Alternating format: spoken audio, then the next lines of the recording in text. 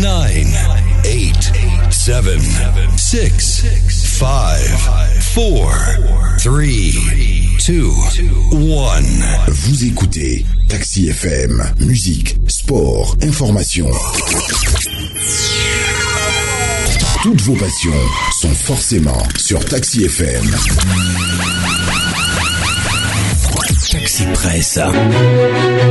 Retrouvez tous les jours de 11h à 12h45 Eric Gatan et ses confrères à bord du taxi de la mi-journée. Informations exclusives et coulisses de l'actualité tout azimut. Nos éditorialistes décryptent et commentent l'univers de l'actualité sans concession et sans langue de bois.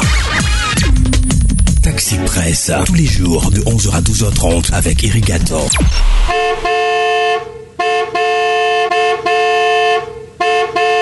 Madame, Monsieur, bonjour. Bonjour à tous. Nous sommes ravis de vous retrouver ce matin sur la radio géniale, Radio Taxi FM Lomé. Taxi Presse de ce lundi 5 mars 2018, c'est avec Gérard Ouessant, le patron du journal Sika, Michel Tchadja, le patron du journal Ouara les Vainqueurs, et Jacques Diakouti, notre éditorialiste. Nous reviendrons ensemble sur l'attentat de Ouagadougou. Le pays des hommes intègres a été victime des attaques en début de week-end dernier. Les assaillants visaient l'ambassade de France et l'état-major général des armées burkinabé.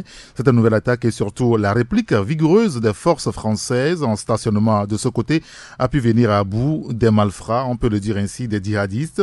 Ces attaques qui mettent finalement les armées africaines à l'épreuve posent plusieurs questions.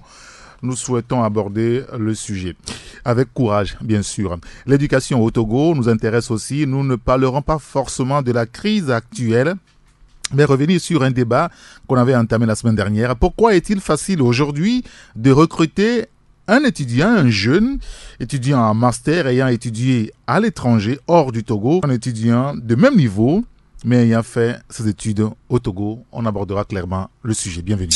Taxi Presse.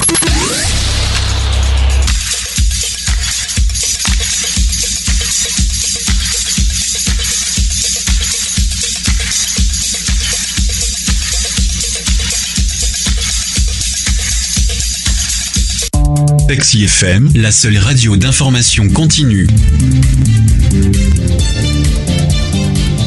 Et nous commençons avec le quotidien Togo Matin qui parle de l'émergence en Afrique avec le Togo qui est deuxième économie inclusive dans la sous-région ouest-africaine. Vous lirez l'article dans le journal. L'éditorial, notre confrère, c'est par rapport à la politique, mais beaucoup plus lié à ce qui se passe au niveau de Burkina Faso.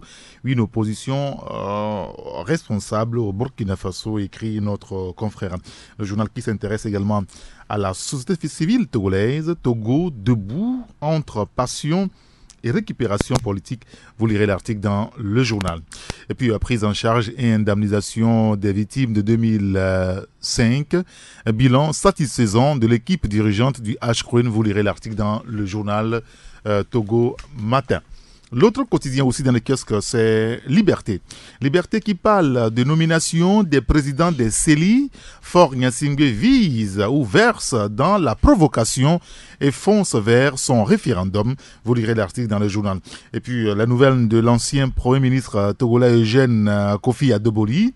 Notre confrère en parle ce matin. Justice togolaise, grâce présidentielle accordée clandestinement à Eugène Adeboli en 2017. Vous lirez le détail dans le journal. Et si la journée du 8 mars prochain faisait date, c'est la journée internationale de la femme, bien sûr, des raisons de ressusciter, selon notre confrère, l'usine textile de Dacha au Togo. Les détails sont dans le journal, le quotidien Liberté. Le troisième quotidien, privé bien sûr, c'est Forum de la semaine. Forum de la semaine qui parle de Burkina Faso avec les attaques terroristes. Faure Gnassingbé, préoccupé et consterné. Vous lirez l'article dans le journal. Le président togolais qui ce matin est annoncé à Ouagadougou aux côtés de ses pairs. Obama, nouvel indice de l'émergence en Afrique. Le Togo classé 10e pays ouest-africain en matière de développement humain. À lire dans le journal. Et puis éducation, appel du groupe de travail et syndicaux au syndicat donc d'enseignants, le groupe de travail qui fait donc appel au syndicat d'enseignants. Vous lirez l'article dans le journal. Et puis notre sujet lié donc à l'indemnisation des victimes vulnérables de 2005, un taux de réussite de 94,3% selon le HCRUN. Un détail ça à découvrir dans le quotidien Forum de la semaine. Le billet hebdomadaire, le correcteur qui évoque le pied de nez au dialogue entamé, la provocation de l'autre Kadanga, le président de la CENI, bien sûr, que vous lirez dans le journal, le confrère qui fait allusion à la nomination des présidents des CELI. Relance du dialogue, appel au président Bouhari et ses collègues de la CEDEAO, nécessité d'une rencontre avec les chefs corps de l'armée togolaise, écrit notre confrère. Et puis, déshumanisation des Togolais dans les multinationales, le gouvernement complice, dit tout court le journal Le Correcteur. L'autre billet hebdomadaire, c'est le libéral qui parle de la coalition, le mur de la coalition Célésarde vers un isolement du PNP. L'interrogation à lire dans le journal. Nouvel indice de l'émergence en Afrique, le Togo, classé deuxième pays ouest-africain en matière de développement humain. Et puis il y a une interview de Eric Ametipé, qui est le président de la VMB sur le premier salon des métiers de beauté du Togo. Le Made in Africa est possible si nous avons la volonté, a-t-il déclaré. Et puis, cette rumeur qui s'est révélée fausse, week-end, attention aux rumeurs sur les réseaux sociaux. Maître Ajavon Zeus est bel et bien vivant et se porte à merveille. Renseigne d'ailleurs le confrère le libéral ce matin. Vous pouvez dans le journal trouver les résultats de la 19e journée du championnat national de football de première division. L'hebdomadaire Nouvelle Opinion qui parle de violence, mensonges, montage de toutes pièces, tête de journalistes mise à prix par les militants du PNP, silence complice des premiers responsables du parti.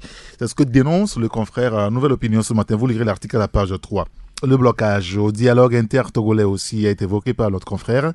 Le groupe des 14 affiche aux yeux du monde sa peur d'affronter Faure Gnassingbé dans les urnes en 2020. L'article est découvert dans le journal. Et par rapport à l'éducation toujours, dans l'attente de la finalisation de son rapport et du protocole d'accord, le groupe de travail exhorte les enseignants à suspendre les mouvements de grève. Peut-être qu'on va placer un mot là-dessus tout à l'heure. Et puis pour faire face aux défis et enjeux électoraux à venir, UNIR pose les bases de ces structures locales dans les cantons de Togblekopé et Vakposito. Les détails, c'est dans le journal Nouvelle Opinion. Et le dernier journal avec nous ce matin, c'est Courrier de la République. Le confrère évoque la panique à Ouagadougou, le vrai visage des armées africaines. Une poignée de terroristes maîtres de Ouaga pendant 4 heures est relevée par le confrère. L'article à lire à la page 6. Gang de la nuisance à la CET, gestion Kakati, celle du coup de grâce, disparition de véhicules, procès perdu, maquillage des comptes, des promotions fictives de blanchiment. L'heure est grave, alerte notre confrère. Le journal qui parle également de Agokoli 4, un règne sans partage, mais basse d'Agokoli 4 sur l'union des chefs cantons, je me semble, UCTT. Voilà, c'est bien ça. Et puis chefferie traditionnelle encore avec cette guerre interfamiliale à Aflao, Sagbado. Vous savez que le chef innocent Semekonao est décédé et enterré depuis un moment. Déjà, il y a une guerre qui est ouverte aujourd'hui entre les familles pour sa succession. Alors, la question de notre confrère Courrier de la République, de quoi se mêle l'ancien préfet du Golfe, Awaté? Interrogation à lire dans l'hebdomadaire Courrier de la République. Alors, dans le kiosque ce matin, outre Courrier de la République, vous avez Nouvelle Opinion, vous avez le quotidien Togo Matin, vous avez aussi le billet hebdomadaire Le Libéral, le billet hebdomadaire Le Correcteur, l'autre quotidien Forum de la semaine, et vous avez le quotidien Liberté aussi qui est dans le kiosque ce matin. Et retour en studio avec mes confrères. Pour l'instant avec moi c'est Gérard Ouissan, le patron du journal de la bonne humeur Sika. Bonjour Gérard. Bonjour Eric et bonjour à tous les auditeurs. Comment allez-vous? Ah ben je vais bien, je vais bien. Ça va, c'est le premier jour de la semaine et bien sûr. On a de l'élan On a de l'espoir et on s'est dit, la semaine va bien commencer, bien se terminer. Très bien. Ouais. Je voulais d'abord vous interroger par rapport à votre journal la semaine dernière, le journal SICA. Tout à l'heure, nous allons revenir beaucoup plus sur la question politique et le dialogue qui est en berne depuis quelques jours maintenant, mais beaucoup plus sur l'échec de ce dialogue. Vous pensez que si l'échec est annoncé, prononcé aujourd'hui, ça va être pire pour notre pays que ce qu'on est en train de vivre depuis plusieurs années maintenant? Bon, mais pire, je ne saurais le dire. Non, je pense que le Togo est en train de suivre un processus. C'est un peu comme une descente aux enfers. On est là et depuis 90... moi, je me rappelle, dans les années 90, quand même, le Togo, on le divisait en nord et sud. Hein. C'était des schémas comme ça. Mais aujourd'hui, vous voyez ce que ça donne. C'est tout le Togo qui est bastonné régulièrement. Donc, moi, je dis que c'est un processus que nous sommes en train de suivre. Et c'est un processus, malheureusement, qui est très dangereux. Parce que le pays est de plus en plus divisé. Et la dictature, on n'aime pas qu'on le dise comme ça, mais disons que le système est en train de se radicaliser. Moi, c'est l'impression que j'ai. Et je me rappelle, je ne suis pas très vieux, mais au temps des Adema, il y a des choses on pouvait oser faire. Mais aujourd'hui, avec M. Fornia Singbe, je pense qu'on paierait le prix fort. C'est hier, j'étais là tout seul et je pensais au président Kérékou, comment on lui a jeté des cailloux et il s'est réfugié dans une église. Alors je me suis dit, mais si on faisait ça il y a des mois, qu'est-ce qui va se passer dans le temps là? Bon, il va réagir mal et tout. Mais si on faisait ça au président fort, ceux qui ont lancé les pierres... ils seront débusqués, châtiés. Non, sévèrement châtiés. Leurs familles seront châtiées, mais leurs villages aussi seront châtiés. Quand on voit ce qui se passe avec Paratao, tout ça, là, les réactions du régime, moi je pense que nous sommes malheureusement en train de nous radicaliser. Le régime est en train de se radicaliser, ayant pris peur, ayant été échaudé. Et bon, mais est-ce que c'est le meilleur moyen? Mais en même temps, avec Faure Gnassingbé, depuis son avènement au pouvoir, on sait que c'est de la flexibilité aussi. Je ne pense pas. C'est-à-dire que peut-être le personnage même, étant quand même un intellectuel, ayant vu beaucoup de choses à l'extérieur, de par son âge et tout, mais le régime dans lequel il est, le régime même, le système même, comment il fonctionne, c'est un système qui devient de plus en plus dur. Mais moi, j'imagine mal au temps des Adema qu'on aille dans un village, qu'on mate tout le monde sur une durée, un état de siège même. Du moins, au temps des Adema, ça ne s'est jamais passé, alors que Adema, il a traversé des crises assez importantes. Et pourtant, lui, à l'époque, on le traitait de dictateur, voilà, de tortionnaire, de sanguinaire aussi. Bon, c'est pour ça que je dis c'est un peu compliqué. Et moi, je ne vois pas... C'est-à-dire que le président fort, peut-être, comme je l'ai dit, c'est une autre personnalité. Il est peut-être plus flexible que son père et tout. Mais le système même, dans son évolution, est en train de se radicaliser. Vous savez, le système RPT, c'est pas Faure Gnassingbé. Pas du tout. Là, il ne faut pas se tromper. Il y a une différence entre les deux, finalement. Oh, il y a une grande différence. C'est-à-dire que si aujourd'hui, le président Faure Gnassingbé pose des gestes qui ne vont pas dans l'intérêt du système, il sera impitoyablement écrasé par le système. C'est ça les systèmes, c'est ça les régimes. Les régimes, indépendamment de ceux qui les conduisent, fonctionnent et écrasent indifféremment, écrasent que vous soyez le chef ou bien que vous soyez le dernier du système. Quand vous allez à l'encontre du système, il vous écrase. Et ça a toujours été comme ça. C'est ce qu'on a assisté ces dernières années avec des gens de toute puissance dans le système qui ont été éjectés, parachutés. Éjectés, écrasés, prenez-le comme vous le voulez, mais ils ont été anéantis, ils ont été réduits à néant. Mais bon, moi je me dis, ça n'aboutira à rien. Mais la question que vous aviez posée, si le dialogue n'aboutissait pas, qu'est-ce qui va arriver? C'est ça. C'est-à-dire que c'est un saut dans l'inconnu. Malheureusement, un pays qui va vers l'inconnu, parce que gérer un pays, c'est quand même aussi une science, hein. On parle des sciences politiques. La politique, c'est une science. Il faut quand même pouvoir prévoir l'avenir proche et l'avenir lointain. Mais si à un moment donné, vous n'arrivez plus à rien prévoir du tout, alors là, bonjour les dégâts. En tout cas, tout à l'heure, on va revenir sur la question politique proprement dite, puisque, vous savez, la semaine dernière, il y a eu des nominations des présidents des CELI. Pour beaucoup de personnes, c'est une nouvelle provocation du pouvoir de Faure Gnassingbé. Comment est-ce qu'il faut analyser cela au moment où la discussion politique est suspendue? On va y en revenir. Mais je voulais qu'on aborde la question de l'éducation au Togo. L'éducation togolaise traverse une crise interminable, en tout cas une crise qui dure depuis des décennies et des décennies.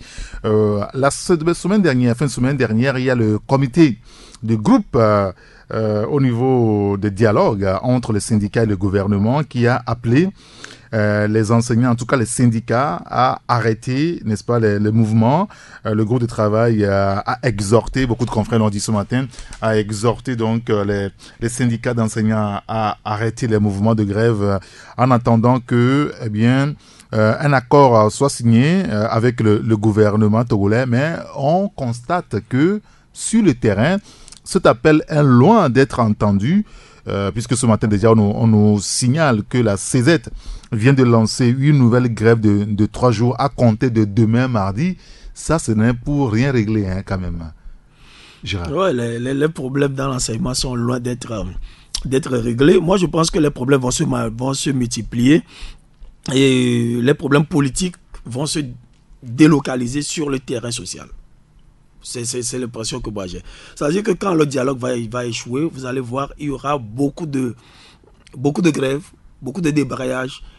Ce que les gens n'ont pas pu obtenir sur le plan politique, ils vont essayer de l'obtenir sur le plan social. Ils vont mener un combat social pour aboutir au même résultat, c'est-à-dire que changer de système de gestion du pays. Parce que le pays n'est pas bien. En ce moment, on pourra parler aussi d'une certaine manipulation je dirais, d'une partie de l'opinion.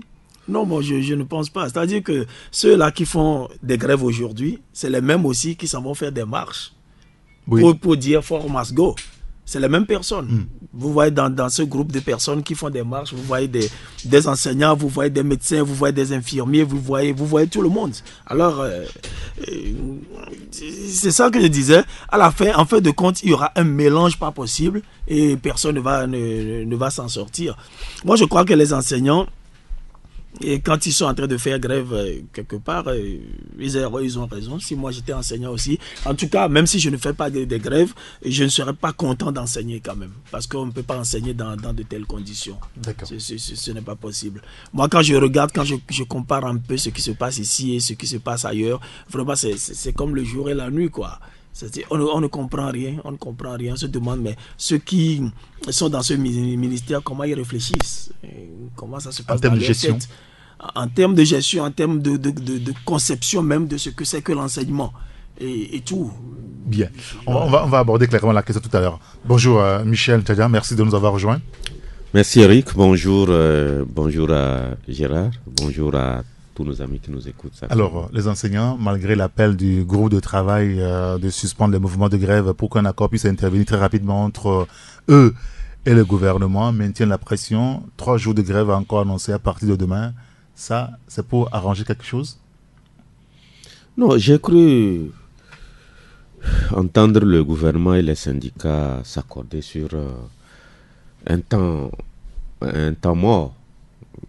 Parce que le vendredi, la bonne nouvelle, c'était le fait que le gouvernement et en tout cas le groupe de travail qui était mis en place il y a de cela un temps, ce groupe de travail a pondu un communiqué qui rassurait les uns les autres sur le fait qu'il fallait quand même observer une pause. Parce que depuis le début de l'année, vous avez vu qu'il y a des grèves perlées. Et ça n'arrange pas ni les enseignants même, ni les parents d'élèves, ni les élèves. Et donc, je suis surpris que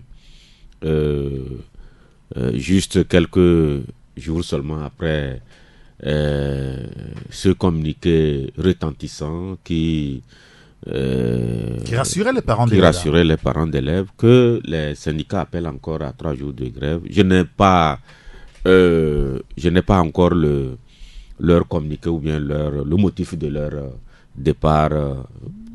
Oui, quand on discute avec certains responsables de la CZ, c'est pour mettre la pression beaucoup plus sur le gouvernement. Il n'y a plus de confiance, le pont de la confiance est rompu et veut la signature d'un accord. Signature d'un accord réel. Là, on ne comprend plus rien. Parce que le fait que le gouvernement, parce que les grèves des semaines passées, on nous disait que le gouvernement était rentré dans un silence et donc il fallait le réveiller en lançant ces grèves-là que nous avons constatées. Mais à partir de vendredi dernier, je pense que ça fait seulement 2 jours et si on repart encore à une grève, nous attendons de voir de quelle pression il est question. Parce que si ils sont entendus sur le minimum pour quand même qu'on laisse un temps au gouvernement, je pense jusqu'à 10 ou 15 mars, pour que le gouvernement puisse peut-être réagir par rapport à leurs doléances. S'il faut encore repartir à une grève, je suis de ceux-là qui pendant longtemps ont toujours dit que les enseignants, ce que les enseignants réclament, c'est légitime, c'est normal, mais c'est la manière qu'il faut. Parce que moindre chose, il faut partir en grève, moindre chose, il faut partir en grève. Cela n'augure rien pour nos enfants, nos petits frères qui sont encore à l'école. C'est pourquoi le communiqué de la dernière fois était considéré comme un communiqué de la dernière chance, parce que si le gouvernement demande un temps mort pour pouvoir réfléchir, je ne pense pas que c'est le fait de repartir encore à une nouvelle grève qui va faire entendre raison au gouvernement. D'autant plus que les syndicats, le groupe de syndicats, la coordination des syndicats était à la table de discussion, et que si aujourd'hui, s'ils s'entendent avec le gouvernement, je ne vois pas cette énième grève, qu'est-ce que ça va changer fondamentalement, si tant est que le gouvernement a décidé de prendre les taureaux par les cornes en demandant le temps mort pour s'occuper véritablement de la question enseignante. D'accord, très bien. Alors, l'autre sujet qui découle directement du premier, c'est le niveau de l'éducation. Toute la semaine dernière, nous avons quand même entamé une discussion autour du problème. Alors, il nous a été demandé de constater que les patrons au Togo, maintenant, c'est plus facile pour les patrons au Togo de recruter un jeune Togolais qui a étudié à l'étranger, de toute façon hors du Togo, au Bénin, au Ghana, au Côte d'Ivoire, à Dakar, au Maroc. Je ne veux même pas parler de la France, du Canada et aux États-Unis. C'est facile pour les patrons d'entreprises ici au Togo de recruter un jeune Togolais qui vient de l'étranger, qui a un même niveau que celui qui est formé dans nos universités ici, et le recruter. Comment est-ce qu'on peut expliquer ça à votre avis, Gérard? Non, mais je pense que vous avez déjà répondu à la question. D'abord, pour compléter ce que Michel a dit, quand il a fait son développement, j'ai l'impression que le gouvernement se laisse conduire, en fait. Au lieu de conduire l'enseignement, le gouvernement se laisse conduire. Ça veut dire que c'est les syndicats qui sont devant et qui déterminent le tempo, ce qu'il faut faire. On fait grève, alors on prend des décisions. On fait encore grève, on fait telle augmentation. On fait encore grève, on fait telle amélioration. Là, on a l'impression que il n'y a pas de plan. Il n'y a pas de plan quinquennal. Il n'y a pas un plan pour l'enseignement. Et c'est les syndicats, c'est les enseignants maintenant qui déterminent dans quelle direction l'enseignement doit aller. Ça, c'est dommage. Parce que c'est les hommes politiques, c'est les politiques qui devraient déterminer le cadre dans lequel l'enseignement devrait évoluer. Bon, si on fait les choses par à coup, ben c'est normal qu'à un moment donné, qu'il y ait des pannes. Maintenant, quant à votre question... Bon, qu'est-ce que vous voulez? C'est-à-dire que c'est comme si vous avez une belle villa, on vous demande de prendre une bonne, on vous propose 2 bonnes. Une bonne qui a fait, je sais pas moi, Djablekopé, qui a évolué seulement là-bas, et une autre bonne qui est née à Lomé et qui a grandi à Lomé, laquelle vous prendrez. Parce que si vous prenez une bonne qui vient directement du village, qui n'a jamais vécu dans une villa, ben, soyez sûr que elle va foutre toutes vos machines en l'air, parce qu'elle n'est pas habituée à les utiliser. C'est comme un monsieur que je connais, sa bonne a pris le feu avec un bol en plastique. Ben, voilà. Elle a vu le bol en plastique, elle voulait prendre le feu dans le fourneau, ben, c'est avec le plastique qu'elle a pris ça. Évidemment, vous imaginez la conséquence. C'est pareil aussi si vous êtes chef d'entreprise, vous allez choisir celui qui déjà a été en contact avec la modernité. Mais est-ce que dans notre enseignement aujourd'hui, il y a la modernité? Moi, je dis carrément non. Ça veut dire que les chefs d'entreprise au Togo, autant, savent très bien que le système d'enseignement ici ne forme pas très bien les gens. Ben, ce n'est un secret pour personne. Ce n'est un secret pour personne. Pourquoi est-ce que nous n'arrivons pas à construire des routes? Quand on dit que le niveau d'enseignement est en train de baisser, souvent les gens pensent que le niveau baisse, ça veut dire qu'on n'arrive plus à parler du bon français. Non, il ne s'agit pas de ça. C'est très réducteur. Il ne s'agit pas du tout de ça. Mais nous sommes aujourd'hui en face de jeunes qui ne sont pas capables de vous construire de bonnes routes, d'être par exemple de bons infirmiers, d'être par exemple de bons ingénieurs mécaniciens. Rien quoi. Ça veut dire que quand le niveau baisse, c'est à la fois en mathématiques, en physique, en français, en anglais, en tout quoi, en culture générale. Donc nous avons des citoyens qui ne sont pas très bien. On me dira que quand vous allez dans les instances de l'ONU, vous trouverez des Togolais là-bas.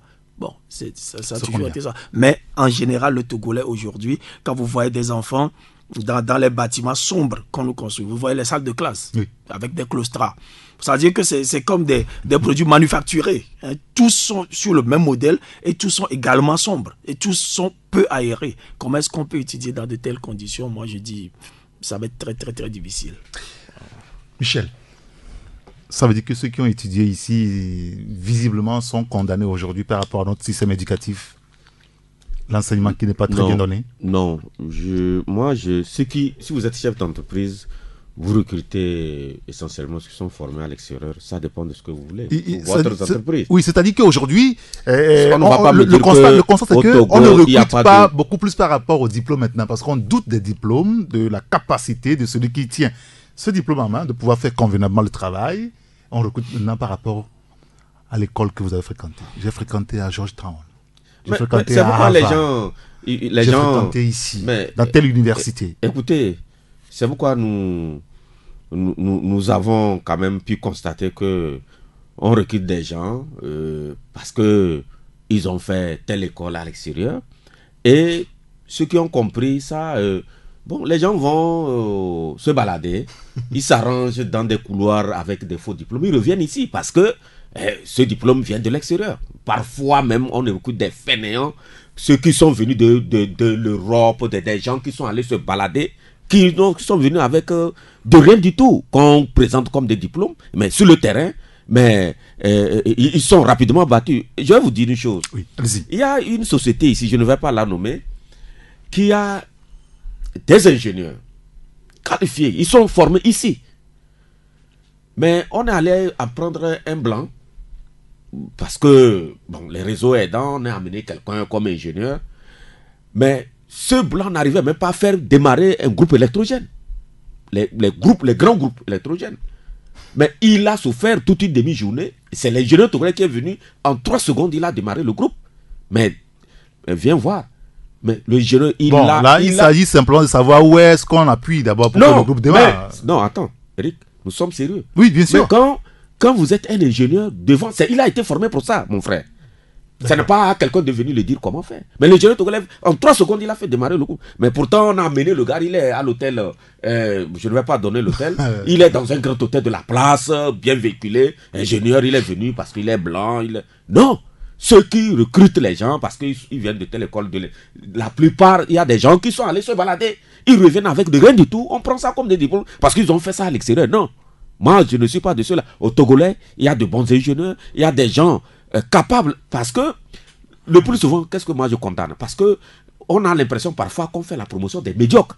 Il y a des gens qui sont très bien formés, mais parce qu'il n'a personne, mais il est oublié. Ils sont là, dans l'ombre. Parce qu'il n'appartient pas à telle famille, à tel... il ne vient pas dans tel réseau. Vous êtes oublié. C'est tout simplement ça. Sinon, qu'on n'arrête pas nous dire qu'au Togo, il n'y a pas de... Allez-y dans les ministères, partout. Il y a des gens, mon frère, bien calés, mais on ne fait pas leur promotion parce qu'ils ne font pas partie des réseaux. C'est tout simplement ça. Mais c'est vrai qu'il faut aussi constater que ces dernières années au Togo, l'éducation quand même connaît des difficultés.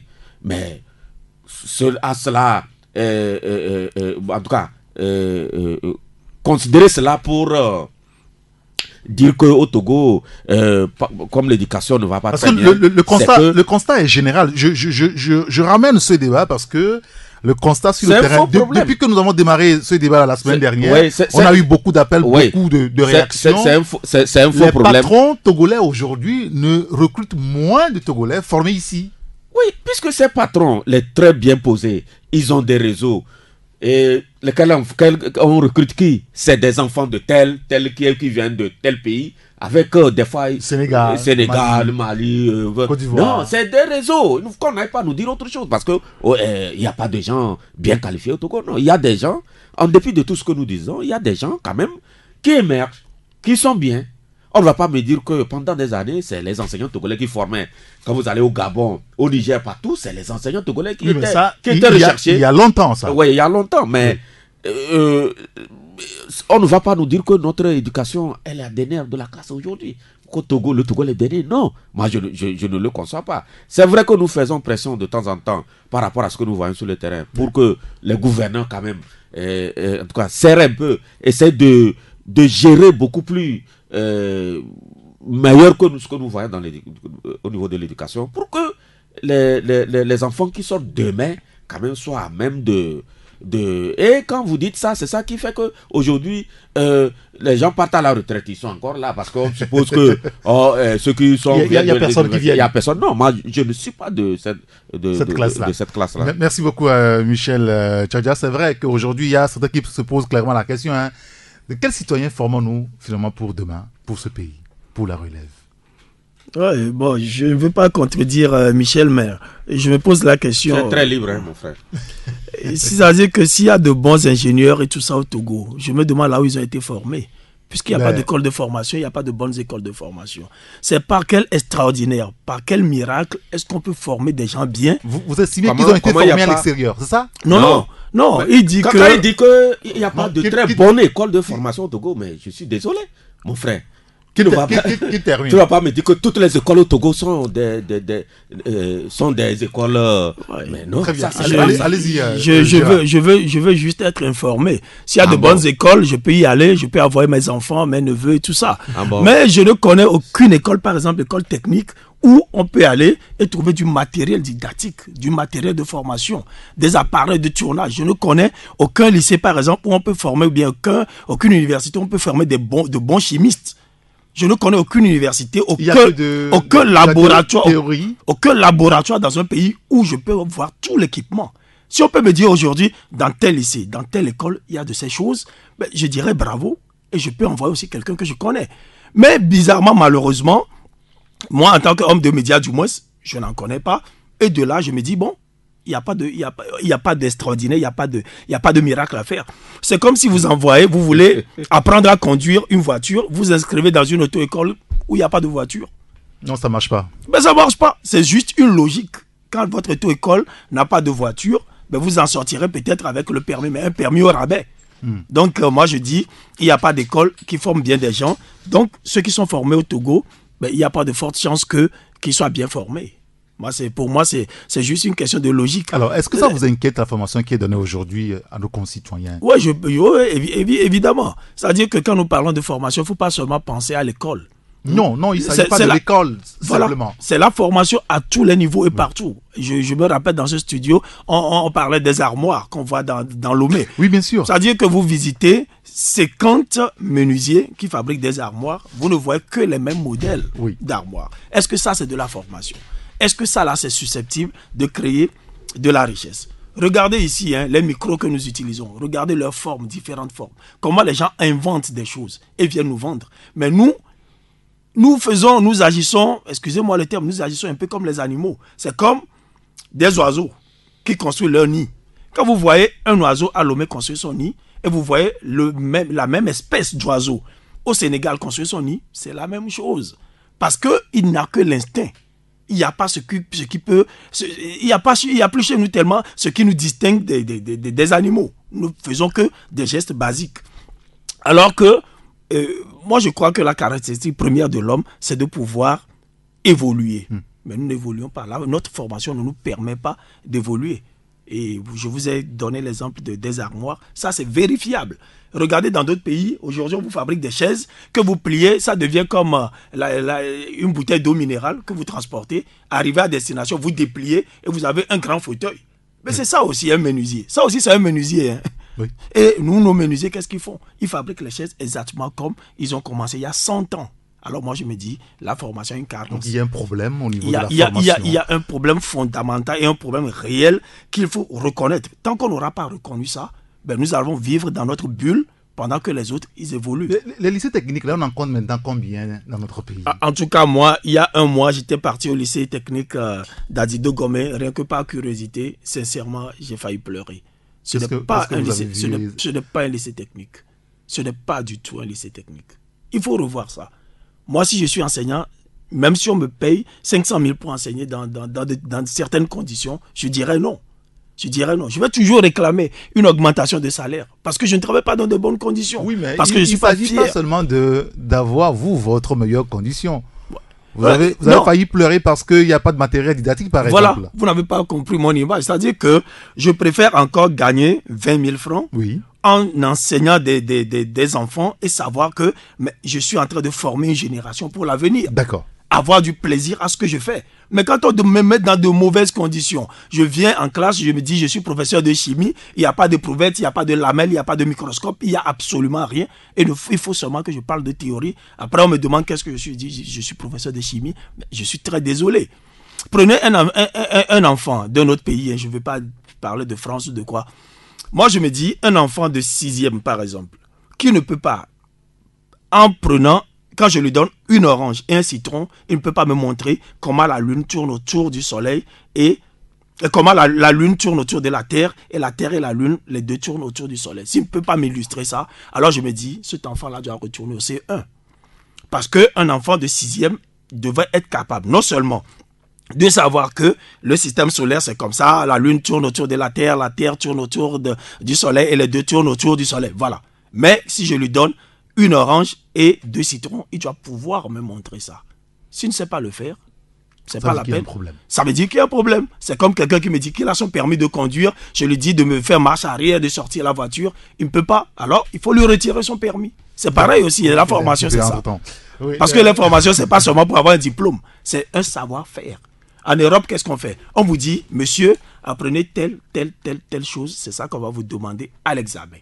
Parce que pour avoir tel diplôme, vous avez besoin de savoir faire ça, savoir faire ça, savoir faire ça. Et si vous savez le faire, on vous donne votre diplôme. Il y a des réformes un peu partout sur le continent et puis en Europe. Récemment, c'est la France, on a vu la réforme au niveau du baccalauréat. On doit aussi former à réformer notre système éducatif de fond en comble, Michel, vous pensez? Non. Parce qu'il s'agit de former des citoyens pour demain, pour le pays de demain. Oui, je pense que tu touches là un aspect très important parce que la réforme de l'éducation pendant des années, les gens, des pédagogues, des psychologues ont évoqué cela. Parce que notre système éducatif actuel, il faut être honnête pour reconnaître que ça ne permet pas à l'élève, s'il abandonne l'école, de pouvoir créer quelque chose. Alors qu'ailleurs, quand vous voyez le système éducatif ghanéen, c'est que même l'artisanat est pris en compte. Parce que tout le monde n'est pas appelé à faire de très longues études. Oui. Ce que vous pouvez faire, c'est-à-dire il faut centrer l'éducation sur ce que les gens font jusqu'en terminale. Vous sortez, bon, si après votre bac, qu'est-ce qu'on peut vous faire? Vous êtes là, vous pouvez juste parler français. On n'a pas besoin de ça. Et là aussi, il y a des réserves à émettre. Il y a des réserves, voilà. Donc, il faut quand même qu'on fasse une réforme en profondeur de l'éducation pour centrer l'éducation sur ce que l'élève est en mesure de faire. Orienter les talents déjà dès le bas âge. Oui. Ça permet les élèves à un niveau donné, s'ils n'arrivent pas à poursuivre de longues études, de pouvoir être capable de développer son talent dans un domaine bien précis pour qu'ils puissent s'en sortir dans la vie. Que de former des gens, vous avez la licence, bon, qu'est-ce que vous pouvez faire? Bon, vous êtes même moins bon qu'un mécanicien bien formé avec votre licence. Il faut vraiment recentrer, réformer, j'allais dire, l'éducation dans ce sens-là. Mais par rapport, vous savez... Tout le système éducatif. Tout le système éducatif, même jusqu'à l'université. Oui, mais tout à l'heure, parce que nous, à notre temps, on nous forme les unités de valeur. Il y a des choses qu'on nous a bourré, on a passé notre temps à bosser, mais aujourd'hui, dans la vie concrète, ça ne me sert à rien. Et on nous a bourré la tête. On veut de nous qu'on devienne des intellectuels, mais il faut quand même... Vous avez été beaucoup plus de perroquets que... Oui, il faut quand même... par contre, il y a certaines matières qu'on nous a enseignées à l'université, même jusqu'en 4e année. Jusqu'à présent, je me retrouve. Oui. Je me retrouve bien. Ça veut dire qu'il faut même jusqu'à l'université... Leur LMD là, je ne sais pas, moi je ne maîtrise, je ne sais pas qu'est-ce que concrètement, est-ce que ça permet à l'étudiant, une fois les études terminées, de pouvoir affronter la vie, en tout cas, de pouvoir s'en sortir, c'est ça. Sinon, par rapport à l'enseignement technique, j'ai l'impression à un moment donné qu'il n'y a pas de rigueur. La manière dont l'éducation est conduite avec des laisser-aller, on soustrait des matières, on repêche les gens avec 8 de moyenne, que ce soit CPD, BPC, Bac 1, tout ça. Ça contribuait à nuire à l'efficacité même de l'éducation. Il fallait à un moment donné être beaucoup plus rigoureux. Les lycées techniques, c'est vrai qu'en tant qu'on considère les lycées techniques, on les dotait de matières, mais au fur et à mesure, il n'y a pas un bon suivi, le matériel se dégrade, on n'est pas de rechange. Donc c'est ça qui donne l'impression comme quoi, sinon à la création des écoles, des lycées techniques, ils sont dotés, même si ce n'est pas à 100%. Parce que même si ce n'est pas le matériel quand même. Le nom technique, ça veut dire qu'on doit faire un travail technique. Voilà, il n'y a pas longtemps, le chef de l'État a ouvert, pense au lycée de Tokoué, un centre scientifique de haut niveau. Ça permet de... C'est fonctionnel? C'est fonctionnel, oui. Ça permet aux élèves vraiment de passer rapidement de la théorie à la... Parce que quand on parle de précipité rouge brique, il faut qu'un élève de 3e puisse vraiment... Il ne faut pas qu'il écrive ça. Il faut que lui-même fasse l'expérience et ça va le marquer à jamais. Et donc, l'école technique, je pense qu'il revient à l'enseignement. Nous avons un ministère, un large ministère qui couvre le secteur, mais il faut quand même qu'il vraiment... revoit le système, peut-être avec la coopération. C'est vrai que l'État n'a pas tout, mais avec la coopération, vraiment veiller à ce que le matériel dans ces lycées techniques soit régulièrement renouvelé pour permettre aux élèves d'être à jour et d'être formés dans de bonnes conditions. On nous a dit que les 2 secteurs principaux dans lesquels l'État investit, c'est la santé et l'éducation. Mais on se rend compte que ces 2 secteurs sont devenus des parents pauvres, visiblement. Le chef de l'État a pourtant annoncé il y a un moment qu'on allait organiser les états généraux de l'éducation, de la santé également, et depuis, ça se fait désirer. Gérard, il faut y aller courageusement aujourd'hui. Aux états généraux? Oui. Bon, moi, ça pourrait aboutir aux réformes. Je vais vous décevoir un tout petit peu, mais je dis seulement que le niveau du Togolais a tellement baissé que ce n'est même pas la peine d'aller aux états généraux. On fait quoi dans ce cas? Mais pour la simple raison que nous avons fait les états généraux de la presse, moi j'ai participé aux travaux, je ne vous dis pas le résultat que ça a donné. Parce qu'il faut des compétences pour faire les états généraux. Les états généraux de la presse, quand vous voyez le résultat, c'est juste une litanie, un chapelet de réclamations. Les gens ont confondu réclamation et puis états généraux. Est-ce qu'aujourd'hui, il y a au niveau de l'enseignement des gens capables de réfléchir, de diagnostiquer les problèmes, de poser les problèmes comme il le faut? Vous n'en voyez pas des gens capables de réfléchir? Non, je suis désolé. Non, mais ça, c'est une insulte, Gérard, excusez-moi. Ce n'est pas une insulte, mais c'est peut-être... Au niveau de l'éducation, vous voyez personne dans l'éducation au Togo pour réfléchir véritablement sur les problèmes réels de l'éducation? Dites-vous quand même que ça fait plus de 30 ans que l'enseignement souffre au Togo, depuis dans les années 90, où les gens ont fait des grèves et pourtant on leur a donné des diplômes. Après 90, les gens ont fait des grèves et pour gratifier ceux qui ont cassé la grève, on a fait des examens un peu au rabais et puis on a continué jusqu'aujourd'hui, 90, jusqu'en 2018. Ça fait toute une génération et c'est normal que l'enseignement en souffre aujourd'hui. Moi, je ne vois pas le Togolais capable de faire les états généraux de l'enseignement aujourd'hui. Ça, soyons honnêtes. Qu'est-ce qu'on fait? La preuve, dans la presse, nous avons échoué. Les états généraux de la presse, ça n'a rien donné du tout. Il n'y a pas de raison que les états généraux de l'enseignement donnent quelque chose. Si vous estimez qu'au niveau de la presse, ça a échoué, peut-être parce que ceux qui sont chargés de mettre en exécution les recommandations n'ont pas bougé. Non. Ils n'ont pas voulu. Non, c'est pour ça que je vous dis, ce qui a été fait, ce n'est pas des états généraux. On a listé des réclamations, c'est tout. Vous voyez, après la Révolution française, on a fait les états généraux. Le terme vient de là, quand on parle des états généraux. C'est un travail de fond qu'on fait. On pose les problèmes sociaux, on les diagnostique, on se base sur l'histoire et tout ce qui se passe. Et puis, on essaie de définir des ressources humaines. Comment est-ce qu'on peut résoudre ces problèmes-là? C'est tout un travail. Il ne s'agit pas de s'asseoir et de dire, bon, nous avons besoin de ceci, il faut construire des classes. Non.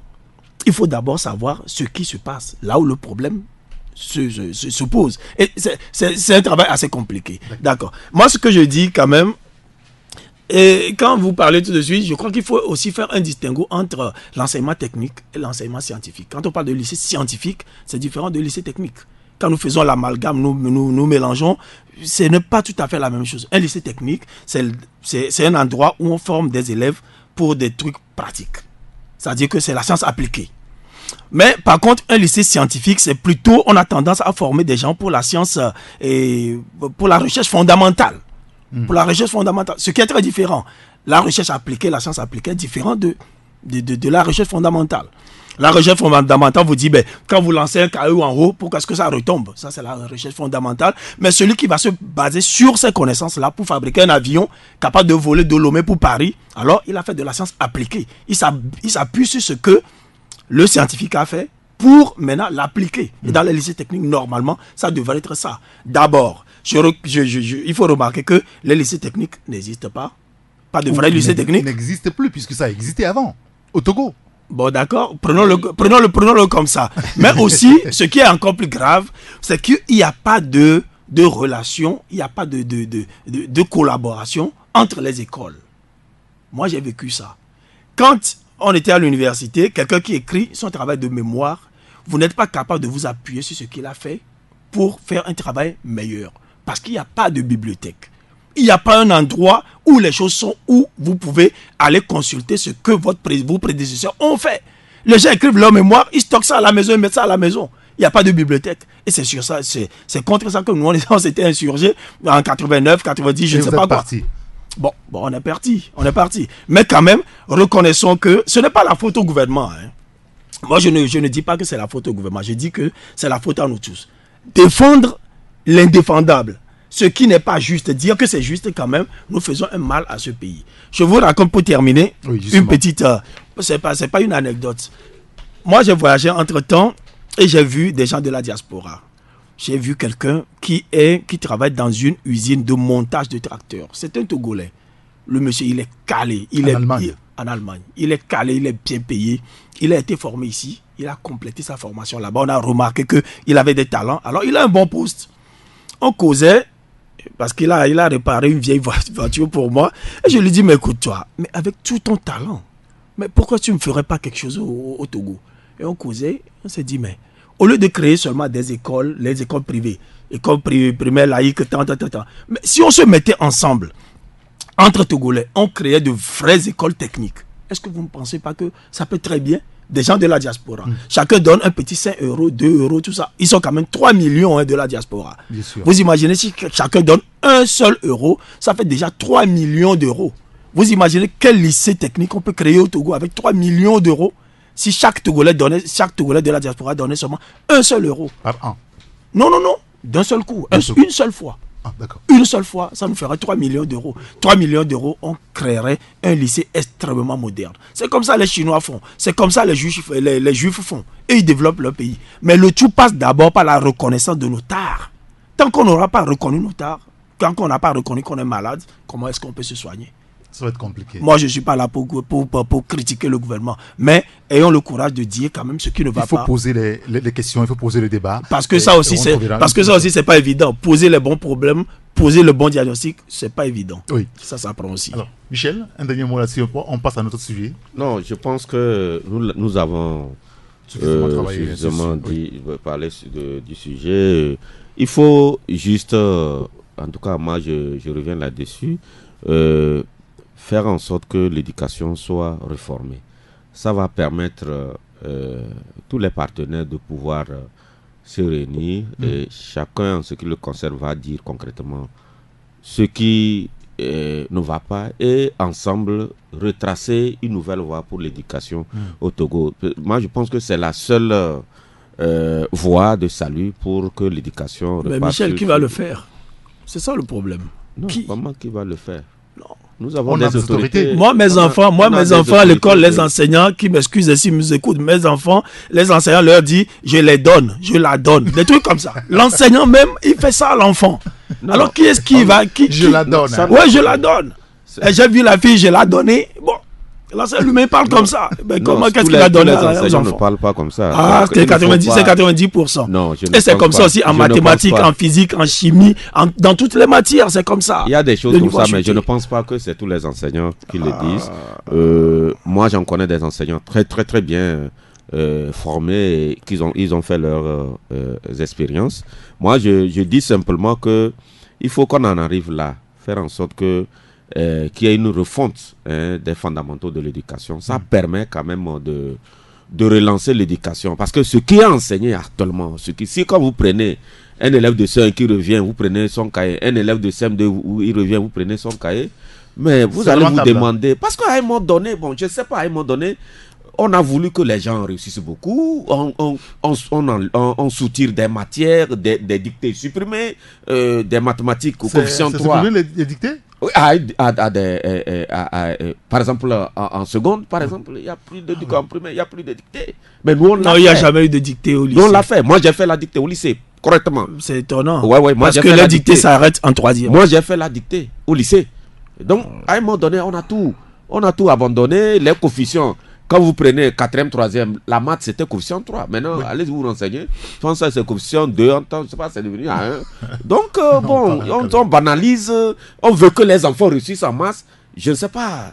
Et finalement, rappelez-vous que l'année passée, nous débattions ici du bac 1. Oui, bien où sûr. on veut que les gens veulent qu'on supprime Oui, le l'examen. bac 1. Mais ça veut dire qu'on aurait 200% des gens dans les classes de Mais en terminale. même temps, il y a qu'au Togo qui a encore le bac 1. hein. Oui, Au Togo et le Cameroun, il me semble. Cameroun aussi. et moi je dis que c'est un peu salutaire à un niveau donné parce que ça permet un peu de tamiser. Sinon, ma foi, j'avoue que ce que vous allez voir dans les classes de terminale, ce serait horrible. Donc, peut-être les réformes dont je parle là, Oui. peut-être ça pourrait permettre de... Et ça veut dire qu'il faut organiser un débat public sur le sujet. Oui, sur le sujet. Et voir s'il faut... en tout cas, moi, ce que je dis, l'éducation telle que nous la voyons aujourd'hui, ce n'est pas de nature à vraiment aider les enfants à sortir avec des diplômes qui permettent aux récipiendaires de pouvoir affronter la vie. Donc, il faut quand même qu'à un niveau donné. C'est vrai que de temps en temps, on émet des signaux, on dit, bon, les réformes de l'éducation, mais on ne sait pas quand ça va. Parce que les gens avaient fondé leur espoir. Ils font quoi les ministres qui sont à ces postes? C'est pas les ministres. Le chef d'État lui-même avait parlé des États généraux. Bon, après, on ne voit En plus même temps, rien. on n'a jamais empêché un ministre d'innover, de réfléchir, de proposer. Ah, si Les réformes, les quand ça se instructions. fait- quand ça se S'il fait attend ailleurs. les instructions. Peut-être ils attendent les instructions du chef de l'État. Donc, D'accord, très bien. En tout cas, ce qui est sûr, aujourd'hui, le Togolais est incapable, par exemple, de fabriquer une bonne bière. Hein. C'est pas possible. Non, mais la bébé. les Non, Togolais nous sont- avons acheté la licence et nous fabriquons selon la recette que d'autres ont faite. Oui, bien C'est sûr. d'autres qui ont fait des Oui. recherches et Oui, nous oui. vendent la licence. On nous vend tout. Le Togolais est incapable de fabriquer un bon parfum qui sera vendu de par le monde, ou bien chez nous, par exemple. Le Togolais est incapable de mettre sur pied un arôme qu'on met dans une nourriture et quand vous sentez ça, ah, vous avez l'appétit. Il faut Mais- qu'on comprenne il faut- magie poulet. moi, je pense que Et tout ça là, c'est d'autres personnes qui le font et nous vendent Est-ce et que tout vous notre avez, argent vous est avez rapatrié. fait, est-ce que vous avez fait Oui. des recherches dans ce sens? Ce n'est pas, Mais que c'est recherche- trop facile de dire. Mais qu'il y a Michel, rien, il y a Michel, rien, il y a dites-moi rien. seulement, Tout ce que tu dites-moi dis seulement là. un seul produit made in Togo et que nous Pourquoi? vendons aux Il y a- autres. Il n'y a pas de produits. Non, dites. Il y a beaucoup de produits, mais Mon du Togo, frère, Gérard. Non, est-ce que tu ou- vas ou- foire comment vous l'appelez là Adjafi Non, Ou, foire Togo 2000. Togo 2000, pas la foire chose là. Alimentaire. Oui, mais il y a une foire là pour les produits togolais. Oui, là. alimentaire. Mais oui, quand vous allez là-bas, mais vous serez surpris, Gérard. Peut-être que Organisé par vous n'êtes Ouadel et jamais consorts. allé là-bas. J'y vais chaque année. Et c'est qui- Et je cause beaucoup avec les gens. Mais et qui les produits là, qui a fabriqué ça? Ouais. c'est pas des Et Togolais. quel produit vous voulez me parler Mais des je ne peux vous pas voulez me citer parler tous les des produits des ici. épices, jus de noni, des trucs comme ça. Oh. Mais il parle C'est comme pas si moi ça seul. la foire C'est c'est à ça côté seul de que tu as moi vu. là-bas. C'est Mais ça il y a seul que que tu as ça, vu. il y a que ça. Non, Non, il ne faut pas Monsieur, être trop réducteur. Donnez-moi quelque chose comme... Donnez-moi quelque chose comme... bonnes choses. Oui. Si tu n'as pas encore... Quelle grande marque... Il ne faut pas raisonner comme ça. Michel, donne-moi une seule grande marque. Un pays où on ne fait rien de bon. Donnez-moi une seule grande marque de quelque chose qu'on vend dans le monde. Peut-être tu ne le sais pas. Tu décourages ceux-là qui font des efforts. Un seul exemple. Merci beaucoup. Non, il est l'heure. On doit rendre l'antenne pour la pause. On revient dans 2 minutes. 93.1 Taxi FM. Taxi FM, la seule radio d'information continue. Retour en studio pour la seconde partie de Taxi Presse avec Gérard Ouessant, le patron du journal Sika, et Michel Tchadja, le patron du journal Ouara Les Vainqueurs. Nous allons maintenant aborder un autre sujet lié donc aux forces armées africaines. Vous savez, vendredi dernier, Ouagadougou, pour la 3e fois en 2 ans, a fait l'objet d'attaques terroristes. Le pays des hommes intègres a été victime donc des attaques. Les assaillants visaient beaucoup plus l'ambassade de France et l'état-major général des armées. De ce côté, Fort Gnassingbé est annoncé dans la capitale burkinabé ce lundi avec le président nigérien Issoufou. Pour apporter le soutien du Togo, du Niger et de la CEDEAO au peuple burkinabé. Alors, cette attaque et l'armée burkinabé qui a été mise en déroute soulève pas mal de sujets, puisqu'on a renseigné que c'est les forces françaises qui ont pu repousser l'attaque et ont permis à ce que on puisse tuer les terroristes. Et ça pose quand même des questions par rapport donc à l'armée africaine dans son ensemble. Le confrère, on va dire, le courrier de la République l'évoquait ce matin, le vrai visage des armées africaines, une poignée de terroristes maîtres de Ouaga pendant 4 heures. Est-ce que ce n'est pas inquiétant au fond quand c'est les autres, les Blancs, qui viennent nous aider à maîtriser ces cas-là, Gérard? Pour moi, c'est un peu comme de la moquerie. C'est-à-dire que d'abord, parler des armées africaines, pour moi, ça ne veut rien dire. L'armée nigériane est différente de l'armée togolaise. Le Nigeria a du mal à contenir Boko Haram. Le Cameroun aussi. C'est ça. Et l'armée nigériane est différente de l'armée togolaise. C'est pas parce que l'armée nigériane n'arrive pas à contenir Boko Haram qu'il faut dire que c'est une mauvaise armée. Je crois que c'est d'abord un problème structurel, nos sociétés. C'est un problème structurel. Chez les Européens, moi, je ne sais pas, avant de voir quelqu'un entrer en ville, dire que c'est un militaire, c'est tellement rare. Vous pouvez passer 1 an dans un pays européen sans voir un seul militaire. Non, actuellement, avec cette histoire de terrorisme, ils sont partout. À moins que vous ne soyez à l'aéroport, à moins que vous ne soyez à la gare, par exemple, en France. Oui. D'accord. Mais voir comme ça un militaire en train de passer, c'est plutôt rare, quoi. Ça veut dire qu'ils sont dans les casernes, ils travaillent et puis c'est tout. Mais leurs sociétés même sont tellement structurées qu'il y a la sécurité.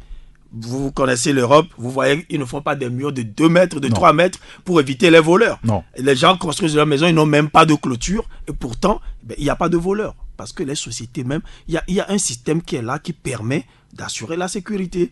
Vous arrivez dans un quartier, vous arrivez dans une commune, il faut aller voir le maire, vous enregistrez, ah voilà, moi Gérard Ouessant, je viens d'arriver dans votre commune, je vais passer 2 semaines. Donc tout le monde est fichier, tout le monde est enregistré, il y a les renseignements qui fonctionnent.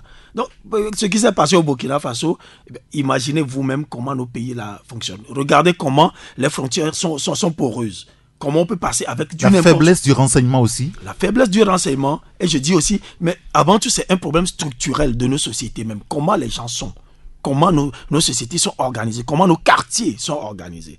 Quand toute la sécurité du pays dépend du ministre de la Sécurité, ça ne peut pas aller. Faites une bêtise dans d'autres pays, vous allez voir, vous n'allez même pas faire 200 mètres, vous n'allez même pas vous déplacer, que c'est un vieux retraité qui va prendre son téléphone pour appeler la police. Ah, il y a un noir un peu suspect que je vois là, on vient, on vous cueille, justement. Alors qu'ici, personne ne se sent responsable de la sécurité. La preuve, quand les soldats viennent, ils bastonnent tout le monde. On vient, on bastonne tout un quartier. Et vous imaginez quelqu'un prendre son téléphone pour dire je vois quelqu'un de suspect. Non, les gens ne se sentent pas responsables de la sécurité chez eux. Il faut encore responsabiliser chacun pour qu'on se sente chez soi.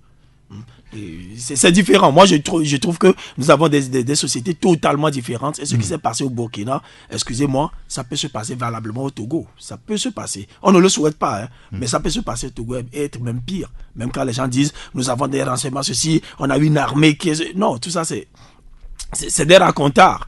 Un bon commando bien déterminé, prêt à mourir, mais peut faire la même chose à Lomé aussi. Mais on ne le souhaite pas. Oui, ce qu'on ne souhaite pas véritablement. Ouais, Michel, est-ce que ce n'est pas quand même inquiétant que nos armées qui sont supportées à coups de millions chaque année, et qu'elles soient mises en déroute aussi facilement que ça, et que c'est les Blancs qui nous aident à repousser ces attaques? Vous savez, pendant des années au Mali, vous savez ce qui s'est passé au nord du Mali, où la France a presque assiégé cette localité pour aider l'armée malienne à contenir, à repousser les djihadistes qui sont de ce côté-là. Et ça se passe un peu partout sur le continent maintenant, avec la mise en place de ce groupe G5 Sahel pour lutter contre le terrorisme. Tu sais, actuellement au Burkina, c'est vrai qu'un groupe djihadiste a revendiqué l'attentat. Oui. Mais ce qui préoccupe beaucoup actuellement l'armée burkinabé, c'est de voir s'il y a complicité au sein de l'armée. C'est très important. Vous savez pourquoi... Parce qu'il y a un procès aussi qui a démarré de ce côté-là, ces derniers jours, Diendéré et ses amis. Voilà. C'est dit que qu'est-ce que les autorités redoutent? La complicité au sein de l'armée. C'est dû au fait que vous savez que cette armée est en pleine reconstruction depuis le démantèlement du RSP de Blaise Compaoré. Cette armée est en pleine reconstruction. Les renseignements sont désorganisés. Ils sont en train de tout reconstruire. Et les terroristes se sont rendus compte que il y a des maillons, il y a des failles. Il y a des maillons qu'on peut briser, il y a des failles qu'on peut utiliser. C'est ce qu'ils sont en train de faire. Ajoutez au fait qu'il y a des gens en prison comme Gilbert Diendéré et Djibril Bassolé. C'est eux. Il a bénéficié d'une liberté provisoire. Oui, mais c'est eux. Mais il est toujours sous contrôle. C'est eux qui détenaient l'appareil sécuritaire burkinabé. Et comme ils sont en difficulté, et surtout leur mentor qui est à l'extérieur, on ne sait pas ce qu'ils pensent. Donc tout ça l'a fait qu'aujourd'hui, c'est une armée où, les morceaux, on n'a fait que coller les morceaux. Les gens se méfient des uns des autres. On ne sait pas si ces terroristes ont pu profiter d'une large complicité de l'armée. Puisque, contrairement de par le passé où ces terroristes-là, la plupart c'était des étrangers, des Maliens, les Touaregs et autres, cette fois-ci, 90% des terroristes qui sont des Burkinabés. Ça veut dire que quoi? Ça veut dire que... Et ils étaient en uniforme burkinabé. Donc, vous voyez, dans ces conditions, la confusion générale, ce n'est pas facile de savoir qui est qui. Donc, ça met en difficulté aussi les militaires dans leur capacité de réaction. Donc, c'est de voir s'il y a des complicités, parce qu'il y a des sources qui disent que c'est comme les djihadistes étaient tellement renseignés par rapport aux pratiques au niveau de l'état-major, et ils ont dû surfer sur ça. Donc, c'est dit tout simplement que les autorités actuelles du Burkina n'ont pas encore pris l'appareil sécuritaire en main. Ils ont des difficultés et les terroristes le savent. C'est au Mali qu'on a tué certains terroristes. Oui. Et leur chef a jugé bon venir se venger, pas au Mali mais au Burkina. Donc c'est le ventre mou. Le Burkina est devenu aujourd'hui le ventre mou de lutte contre l'insécurité. Donc les terroristes aujourd'hui, si les Burkinabés n'arrivent pas à bien préparer leur réconciliation, parce que je le dis en conséquence de cause, leur réconciliation aussi fait partie du fait que le Burkina ne se porte pas actuellement très bien sur le plan sécuritaire. Parce que ceux qui sont en prison, ils ont passé plus d'une trentaine d'années à créer des réseaux qui ne sont pas encore totalement brisés. Et, oui, on peut... les gens peuvent chercher à se venger par rapport à ce qui leur est arrivé. Et donc, c'est pourquoi c'est difficile d'être actuellement à la place du président Christian Camerounais parce que il a beaucoup du pain sur la planche parce que il doit non seulement faire face à ces djihadistes-là, mais aussi ces djihadistes-là peuvent utiliser aussi ses adversaires internes. Oui. Tu me comprends, non? Oui. Pour atteindre un objectif. Alors, au-delà même du Burkina Faso, oui. Au-delà du Burkina Faso, je voulais poser la question de l'armée africaine ou de la sous-région. On sait que son entretien coûte cher. Coûte extrêmement cher. Oui, la sécurité n'a pas de prix. Oui. Oui, mais est-ce que c'est pour autant que nous sommes suffisamment protégés? Non. Vous savez, en Côte d'Ivoire, ce qui est arrivé au Burkina... En Côte d'Ivoire, un matin, les militaires peuvent sortir et tirer des coups en l'air réclamant de l'argent, plus d'argent. Non, les djihadistes ne vous disent pas que, bon, préparez-vous, j'arrive le mercredi 10 avril ou je sais quoi. Ils ne vous préparent, ils ne vous avertissent pas. Donc, c'est vrai que chaque armée met son système de défense, oui, de renseignement, tout. Mais l'Amérique avait son système de renseignement. Le 11 septembre, ils ont été agressés. La France, la Belgique, l'Espagne, tous ces pays qui ont les moyens plus que nous, qui entretiennent leur armée à coût de millions de dollars, d'euros, tout ça là. Mais ça n'a pas empêché les terroristes de frapper. Et c'est dire tout simplement, c'est vrai que notre système de renseignement en Afrique par rapport à certains pays, en tout cas ceux qui ne sont pas encore frappés peuvent se dire que bon, jusque-là c'est heureux. Mais lorsque ces gens-là, parce que rappelez-vous d'une chose, c'est des candidats à la mort. Quand tu es attaqué par quelqu'un qui n'a pas peur de mourir, c'est plus compliqué. Oui, c'est vrai. Vous voyez? Donc ce n'est pas une guerre classique où bon, vous êtes face à face et chacun on est en face à un ennemi invisible. Voilà, on est en face à un ennemi, c'est beaucoup plus compliqué. Et donc aucun pays ne peut dire que nous on est puissant, on est fort. Non, la Côte d'Ivoire a tout ce qu'elle a, mais vous avez vu, ils ont été Grand Bassam. Voilà, ils ont été attaqués. Donc en tout cas, moi je dis tout le temps, c'est de prier pour que ces fous de Dieu là, bon, ou bien ces fous de Satan là c'est mieux comme ça. N'atterrissent pas chez nous, mais on ne peut pas dire que bon, nous on est épargnés, nous on est puissants, non. Ça je ne pense pas. Oui, on nous a dit que le Togo a le meilleur renseignement. Enfin, c'est la presse qui en parle tout le temps. On a le meilleur renseignement. Le Togo est mieux protégé que d'autres pays. Gérard? Ben c'est possible, moi je veux bien croire. Pourquoi on ne dise pas que je trouve que tout ce qui est togolais, je trouve négatif tout ce qui est togolais. Je ne veux pas donner cette impression-là. Mais d'abord, quand vous posez le problème des armées africaines, est-ce que c'est un problème de l'armée ou bien un problème de la police? Moi, je pense que d'abord, la sécurité, à ce niveau-là, c'est un problème de la police. Oui, la sécurité intérieure, oui, la police. Voilà, oui. Mais ça veut dire ce qui s'est passé au Burkina, c'est d'abord la police et après la gendarmerie. C'est un problème de renseignement d'abord. Parce que il est quand même facile aux gens, comme Michel le dit, des gens débarquer chez vous, des candidats à la mort, des gens qui n'ont rien à perdre, ils commencent à tirer. Mais ça peut arriver partout. Regardez ce qui se passe en Syrie. C'est comme ça. Regardez même ce qui se passe aux États-Unis. Quelqu'un qui va dans une école, il commence à tirer. Alors, regardez ce qui s'est passé avec Mohamed Merah en France. Oui. Donc ça peut arriver partout. Maintenant, est-ce que c'est pour cette raison-là que nous allons dire ça peut arriver chez nous aussi? Non. Je crois quand même que chaque pays essaie de lutter contre le terrorisme. Mais ce que nous devons d'abord faire, il faut que, selon moi... Oui, mais en même temps, est-ce qu'on n'engloutit pas trop d'argent dans l'armée? Non. Je ne parle pas du Togo, hein. L'armée en général en Afrique. Non, moi je pense que l'Afrique, en Afrique, on ne dépense pas beaucoup d'argent pour l'armée. C'est au contraire. Regardez le budget de la défense de certains pays comme la Russie ou bien comme les États-Unis ou bien même la France. C'est des gens qui investissent. Ont l'arme nucléaire. Oui, mais ils investissent aussi beaucoup dans l'armée. Ils investissent beaucoup dans les recherches aussi. Regardez, dans beaucoup de pays, les meilleures recherches en sciences, en médecine par exemple, se font pratiquement dans des lieux militarisés, dans des lieux militaires. Oui. Et quand ils mettent au point de nouvelles bactéries, de nouveaux médicaments, tout ça là, c'est l'armée. Quand on met au point de nouveaux avions, des hélicoptères de guerre, de nouvelles armes, c'est toujours les militaires. Donc, eux, leurs budgets sont colossaux. Nous, ici, ce que nous faisons, nous investissons dans quoi? Dans de petites répressions, On prend tel camion, met du carburant là, aller dans tel village, mater les gens à Gléy, mater les gens ici. C'est ça. Nous, notre investissement, c'est plutôt ça. Mais je crois que... Non, vous n'allez pas dire que l'armée togolaise ne sait que mater des...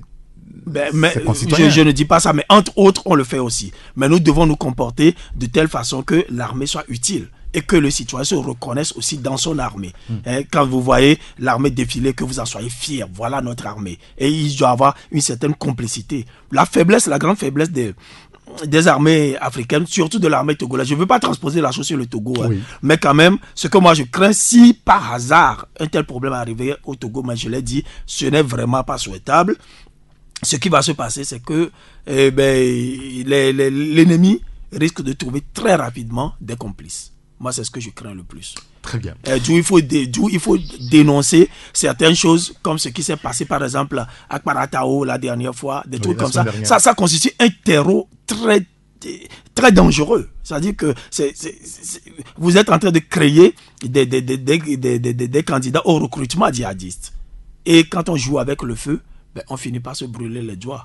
Il ne faut pas qu'on arrive là. Monsieur, merci beaucoup. Je voulais qu'on aborde le dernier sujet au programme, c'est la politique togolaise avec les discussions inter-togolaises qui sont en suspension depuis quelques jours maintenant. Est-ce qu'il y a de l'espoir qu'on revienne autour de la table de discussion un jour? C'est vrai qu'officiellement, il y a plusieurs sources qui évoquent l'agenda du président ghanéen. Mais dans le fond, les divergences sont poussées au point où aujourd'hui on se pose la question. Est-ce que franchement les acteurs pourraient faire des concessions pour qu'on puisse continuer les discussions et que le Togo sorte de ce marasme? Moi, je n'étais pas aux discussions. Je pense que ceux qui étaient là-bas sont en mesure c'est eux qui sont en mesure de dire si vraiment ils vont reprendre. Mais ce que nous apprenons, c'est que c'est vrai. Vous avez dit dans votre parution la semaine dernière que c'est par rapport à l'intransigeance beaucoup plus de l'opposition qui fait que les choses à la constitution, que les choses durent. La constitution de 1992 avec ajoute-t-il les conséquences. Oui. Et moi, je crois peut-être à la bonne foi en tout cas au courage du facilitateur. Nous avons appris, malgré la suspension, qu'il y a des discussions de couloir qui se poursuivent même jusqu'à Accra. Et nous allons espérer que les jours à venir, quand même que les protagonistes de cette crise-là se retrouvent rapidement autour de la table de discussion. Certains même évoquent le fait qu'on va délocaliser même les discussions, ce à quoi répondent certains acteurs de la crise qui disent que non, jusque-là, il n'en est rien, que les discussions vont quand même reprendre ici à Lomé. Dans tous les cas, l'opposition est dans une situation avec sa position qui ne permet pas de faire bouger les lignes. Parce que si le pouvoir qui a amené un projet de réforme à l'Assemblée nationale, l'opposition a refusé de voter, les 2/3 seulement des parlementaires ont voté et cela ouvre la voie à un référendum. Mais le pouvoir a mis en jachère cette voie-là pour aller à la table de discussion. Ça veut dire que le pouvoir souhaiterait que si les acteurs arrivaient à s'entendre, donc cette voie référendaire-là, parce qu'il n'y a que 2 voies, ça par voie référendaire ou bien à l'Assemblée nationale. Peut-être que si ils arrivent à s'entendre, peut-être ils peuvent retourner à l'Assemblée nationale pour pouvoir formaliser tout ça là. Mais l'opposition qui pense que qu'ils sont porteurs des messages du peuple, Antoine Folie qui dit que ils sont porteurs des aspirations de la majorité des Togolais, alors qu'on ne sait pas où se trouve cette majorité. Est-ce que l'opposition est du coup, depuis 2015, la présidente est devenue du coup la majorité la majorité ou quoi? On ne comprend pas. La majorité depuis 2013 est du côté du pouvoir et ça a été renforcé en 2015 avec l'élection de Faure Gnassingbé. Si vous êtes avec une partie du peuple, vous ne pouvez pas vous prévaloir de ça, dire que le peuple vous a mandaté, que vous ne pouvez pas faire des concessions, c'est non négociable et c'est le départ immédiat, le retour à la constitution de 1950 et avec le départ immédiat du chef de l'État. Mais il ne revient pas à un groupe d'individus d'aller rester dans une salle, décider du sort d'un chef d'État qui a été démocratiquement élu. Et cette constitution qui est qualifiée par certains Togolais actuellement comme la constitution de la haine, on ne peut pas s'appuyer sur elle. Oui, mais en quoi c'est une constitution de la haine? Ça dépend, les conditions dans lesquelles cette constitution a été rédigée et les conditions dans lesquelles cette constitution a été votée. Il ne faut pas oublier cela. Non, et il y a des morts. On se rappelle tous, ça avait appelé... On sait ceux qui ont écrit cette constitution. Oui, ils n'avaient pas de choix. Comment n'avaient-ils pas de choix? Ils n'avaient pas de choix. Ce n'est pas ceux qui ont écrit cette... Il n'était pas affaibli, il y a des morts. Il était affaibli. Il était affaibli. Il était affaibli. Il n'avait pas de choix. Mais quand il a repris du poil de la bête, il a révisé cette constitution. Mais autant aujourd'hui rester, comme les acteurs politiques le sont actuellement, rester pour voir qu'est-ce qu'il faut retoucher fondamentalement dans cette constitution pour que et les partisans du pouvoir et les partisans de l'opposition s'y retrouvent pour pouvoir faire une constitution qui puisse recevoir l'assentiment de la majorité. Alors, mais aujourd'hui, quand on veut faire croire à certains que non, c'est le retour à cette constitution-là qui va régler le problème. Moi, j'ai dit, ce n'est pas normal. Et les choses sont bloquées jusqu'aujourd'hui. En tout cas, la voie référendaire est ouverte. Hein. Visiblement, oui, bien sûr, visiblement, puisque il y a des nominations pêle-mêle, surtout des présidents des CELI la semaine dernière. Ce qui fait dire à notre confrère Liberté que Faure Gnassingbé est en train de se verser complètement dans la provocation et fonce vers son référendum à lui. Gérard, quel est votre commentaire par rapport à ce blocage et ces positions qui sont tranchées d'un camp, dans un camp comme dans l'autre aujourd'hui? Non, moi d'abord ce qui me fait rire, c'est le fait qu'on brandisse un référendum comme un épouvantail.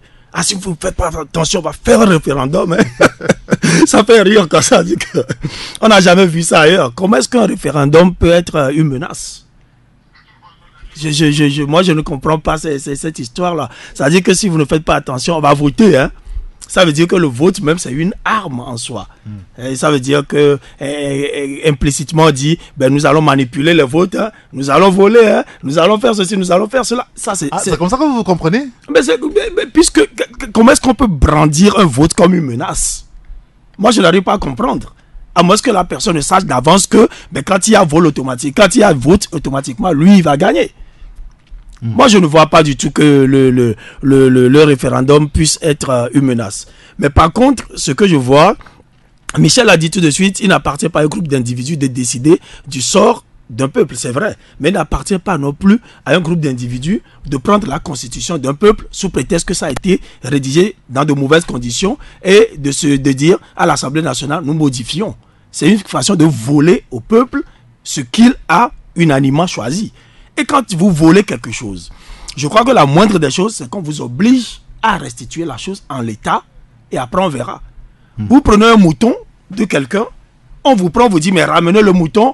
Vous dites, d'accord, bon, c'est vrai, j'ai pris le mouton, mais c'est qu'entre-temps, il est un peu maigri, il faut l'engraisser avant que je ne le redonne, il faut lui changer, il faut lui couper un peu la queue. Non, là, vous n'êtes pas un voleur. Ça veut dire que vous êtes un voleur en position de force. C'est ça qui se passe au Togo. Tant que ceux qui ont volé la constitution du peuple seront en position de force, il y aura toujours blocage. Donc moi, je dis, il appartient au peuple. Il n'y aura pas de sortie de crise aujourd'hui. Il n'y aura pas de sortie de crise. Parce que le rapport de force n'est pas encore assez conséquent. Il appartient à ceux qui s'opposent de se renforcer, d'avoir plus de force pour créer le rapport de force qu'il faut. Moi, je ne suis pas... En quoi faisant, par exemple? En faisant des marches, en faisant des démarches diplomatiques. On a fait des marches pendant 6 mois environ. Si vous pensez que c'est pas suffisant. Conquérir sa liberté, ça se fait en 6 mois, 7 mois, non. Moi, je pense que non. C'est-à-dire que celui-là qui vous domine avant de lâcher du lest, c'est pas évident. Parce que la personne aussi, parfois, pense qu'elle a raison. Ceux-là... Quand vous prenez les grandes dictatures, le Togo c'est une petite dictature, hein. Quand vous prenez les grandes dictatures, des gens comme Hitler ou bien Mussolini, c'est des gens qui à un moment donné croyaient réellement qu'ils avaient raison. Hitler était convaincu qu'il fallait tuer les juifs, les millions de juifs. Et vous ne pouvez pas lui enlever ça de la tête. Et il fallait maintenant montrer une autre force pour dire à ce dictateur, ah non, on ne peut pas se mettre à éliminer des millions de gens comme ça. C'est toujours comme ça. Le dictateur, ne pensez pas qu'il pense qu'il est mauvais. c'est que lui aussi pense que ce qu'il fait est Alors, bon. aujourd'hui, qu'est-ce qu'on fait? Qu'est-ce qui peut être fait pour qu'on sorte de cette situation, à votre avis? Bon, moi personnellement, ce que je pense quand même, c'est ce qu'on est déjà en train de faire. C'est une lutte, l'entêtement. L'entêtement, on lutte de façon entêtée et faire comprendre. Parce qu'il n'y a que deux moyens. Soit contre la force, ben vous utilisez aussi la force. Les militaires viennent, ils vous tapent, ben vous vous dites, ah bon tiens, c'est comme ça, nous aussi on se cherche des armes. Non, on n'est pas dans cette logique aujourd'hui. D'accord. Donc je dis, il y a ça, mais il y a aussi la lutte pacifique. Il n'y a que deux choses. Soit la lutte armée, certains ont opté pour la lutte armée.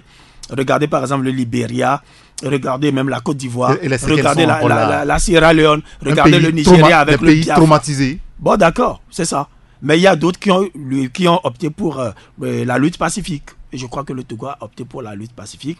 Maintenant, il faut trouver les moyens pour forcer la main à ceux qui sont au pouvoir pour mettre de l'eau dans leur vin. Parce que quand les gens disent, ben, il faut l'opposition intransigeante. Bon, j'ai pas lu le journal de mon ami Michel, mais je ne sais pas ce qu'il a qualifié d'intransigeant dans son journal. Qu'est-ce que les gens... Être intransigeant, c'est demander par exemple qu'on libère quelqu'un qui est emprisonné injustement. Le départ de Faure Gnassingbé par exemple. Non, c'est non négociable. Pour être honnête, je crois que ce n'est pas ce que l'opposition réclame. En général, l'opposition dit en 2020, M. Faure Gnassingbé ne doit plus se présenter parce qu'il aura déjà beaucoup de temps. On a écouté aussi des discours dont on a dit, dans lesquels on a dit... Faure Gnassingbé, attendez, ce que j'ai écrit. Dans ce discours, on a dit que Faure Gnassingbé doit partir ici et maintenant. Oui, vous avez écouté, comme nous. C'est pour ça que je dis, nous, on est quand même des leaders d'opinion, on est quand même des journalistes. Il y a des discours mobilisateurs, des discours pour mettre la pression, mais il y a aussi les faits qui sont là. Aujourd'hui, ce que l'opposition a réclamé, par exemple la libération des prisonniers politiques. On ne peut pas dire mettez un peu d'eau dans votre vin et puis bon, gardez au moins 10 personnes dans leur prison. Si vous appartenez aux 10 personnes là, qui constituent l'eau qu'on met dans le vin, et vous êtes dans la prison, vous dormez à 80 personnes dans une cellule, ben vous aimeriez que l'opposition soit intransigeante aussi, parce que vous voudrez qu'on vous libère. Bien. Mais souvent, nous pensons que c'est des individus, c'est des gens anonymes, ben on peut les garder en prison pour faire des concessions. Moi, je n'aimerais pas qu'on fasse de moi une concession. D'accord, très bien. Ben oui. Michel, maintenant. Oui, je voulais juste relever que personne ne ferait l'autre au Togo avec le référendum. Aussi. Personne ne ferait l'autre.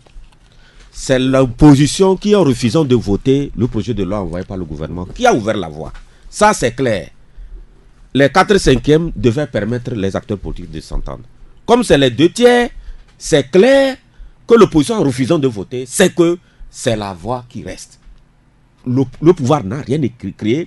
Faure Gnassingbé ne ferait personne. Cette voie est créée par l'opposition. Et s'ils ne s'entendent pas, c'est la voie qui est laissée. Personne ne les effraie. C'est une disposition constitutionnelle. Ce n'est pas une invention du gouvernement ou de Faure Gnassingbé. Les gens disent simplement, si vous ne voulez pas vous entendre, vous ne pouvez pas, en tout cas, mettre de l'eau dans votre vin, puisque vous demandez, même si on ne demande pas le départ de Faure Gnassingbé, si on demande son départ en 2001, sur quelle base? Sur quelle base on peut décider Oui, parce qu'on estime qu'il aura fait déjà 2 mandats. Mais attends, on fait les réformes, non? Oui. Comment on fait les réformes en visant quelqu'un? Mais pourquoi est-ce que vous voulez qu'on fasse les réformes en visant le bien? Pourquoi on vise? Oui, puisqu'on dit que lui l'a déjà fait. Est-ce que si on fait les réformes, ce qu'on a envoyé à l'Assemblée nationale, en aucun cas, nul ne peut faire 2 mandats et peut enlever. Ça n'existe plus. Ça n'existe plus. Ça veut dire que les compteurs sont remis à 0. Pourquoi on veut à tout prix que si on fait les réformes, Faure Gnassingbé ne doit pas... Allez-y, même discuter Michel, de moi ça. je ne vous comprends pas. Comment vous ne me comprenez pas? Vous êtes sociologue et vous parlez comme ça. Mais comment je ne dois pas parler comme ça? Mais c'est-à-dire qu'il y a si on fait les réformes, oui. comme comment l'appelle-t-on, la mouture qui a été envoyée à l'Assemblée nationale. Oui. Si sur cette base, si l'opposition votait, c'est parce qu'ils veulent qu'on ramène, en aucun cas, nous ne peut faire plus de 2 mandats. Oui. Ils veulent qu'on... Si on ne remet pas ça, mais ça veut dire que Faure Gnassingbé, rien ne l'empêche. Pourquoi est-ce que les gens... Pourquoi est-ce qu'on ne veut pas que quelqu'un fasse plus de 2 mandats? C'est parce que ça a des conséquences. Vous avez fait la sociologie. C'est comme un médecin. Quand il était venu, est-ce que c'était limité? Attendez. Non, quand il était... Non, réponds d'abord. Est-ce que quand il est venu au pouvoir, c'était limité? Non. Mais à partir de moment aujourd'hui, on limite. Michel, un médecin vous prescrit Non, tes exemples le plus souvent. Non. Alors là, c'est dommage, vous ne pouvez jamais rien comprendre. Tes exemples. Michel, Si vous voulez faire les sciences sociales et vous n'aimez pas les exemples, alors là. Non, c'est des exemples le plus souvent qui ne cadrent pas avec ce que nous disons. Si. Il donne son avis là-dessus. Il donne des exemples pour bien comprendre. Allez-y, Gérard. Si un médecin vous dit, prenez une tablette de paracétamol par jour de 1000 mg. Il ne faut pas dépasser ça. Quand vous dépassez les 1000 mg, vous tombez malade. Ça vous bousille le foie. C'est comme ça. De la même façon, quand on dit que quelqu'un ne doit pas faire plus de 2 mandats, c'est que socialement et sociologiquement, ça a des conséquences néfastes sur la société. Alors pourquoi est-ce que vous voyez seulement M. Faure Gnassingbé? Moi, même si c'est Fabre qui a déjà fait 2 mandats, je sais qu'à partir de 3 mandats, on peut faire des bisbilles avec les chefs cantons de ceci quand quelqu'un dure trop au pouvoir.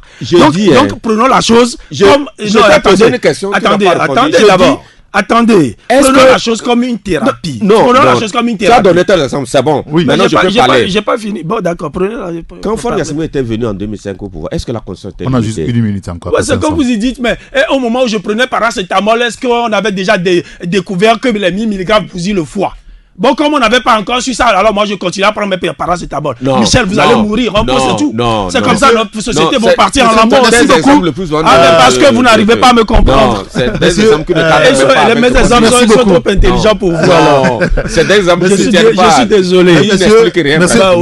Merci beaucoup. Si c'est vous qui ne comprenez pas, je suis d'accord. Merci beaucoup Gérard Ouissan, le patron du journal Sika. Beaucoup de Togolais ne vous comprennent pas. Merci beaucoup Michel Tchadia, le patron du journal Ouara le vainqueur. Merci à Jack Prosper qui a assuré la coordination technique. Appelez-moi Saint-Henri Gato. On se retrouve demain pour un nouveau numéro de Taxi Presse sur la radio géniale Taxi FM Lomé. Bonne journée. Toujours une longueur d'avance. Taxi FM.